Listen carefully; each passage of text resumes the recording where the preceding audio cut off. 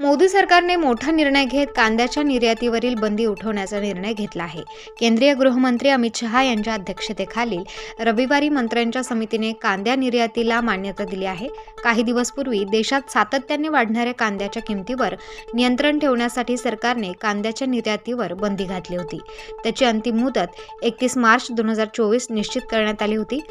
मात्र आता सरकारने मुदतीपूर्वीच ही बंदी हटवली असून समितीने 3 लाख मेट्रिक टन कांद्याच्या निर्यातीला मान्यता दिली आहे। गृहमंत्री अमित शहा यांच्या अध्यक्षतेखाली झालेल्या मंत्र्यांच्या समितीच्या बैठकीत या निर्णयाला मंजुरी देण्यात आली आहे। बंदी उठवण्यामागे गुजरात आणि महाराष्ट्रातील कांद्याचा साठा असल्याचे कारण सांगितले जात आहे।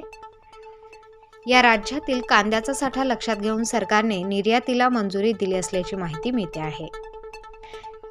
केंद्रीय मंत्री मनसुख मांडविया यांनी केंद्रीय गृहमंत्र्यांना कांदा उत्पादक शेतकऱ्यांच्या परिस्थितीची माहिती दिली होती। त्यानंतर चर्चेनंतर बंदी उठवण्याचा निर्णय घेण्यात आला।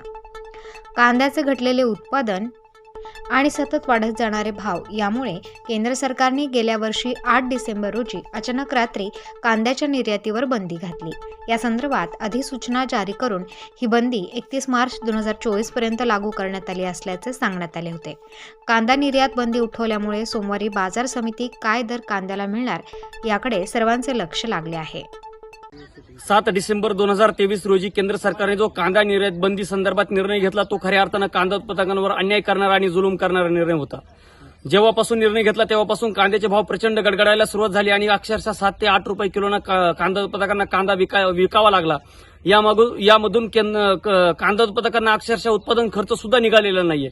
आज जर बघितलं तर आज केंद्र सरकार थोड्याफार प्रमाणामध्ये निर्यात चालना देण्याचा प्रयत्न करत आहे।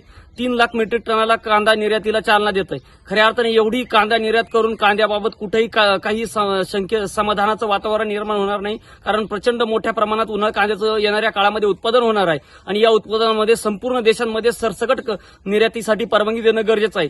असं जर तुम्ही छोटेसे गाजरे आम्हाला दाखवत असाल आणि त्यामधून तुम्ही समाधानाची गोष्टी जर म्हणत असाल तर आमचं कुठेही यामध्ये समाधान होणार नाही, यामध्ये बाजारभावांवर याचा परिणाम होणार नाही। त्यामुळे केंद्र सरकारला विनंती करतो की कांदा उत्पादक संघटनेच्या माध्यमातून कांदा उत्पादक शेतकरी संघटनेचा नाशिक जिल्हा अध्यक्ष म्हणून अशी विनंती करतो की त्यांनी सरसकट कांद्याला निर्यातीसाठी परवानगी द्यावी आणि सरसकट निर्यात खुली करावी।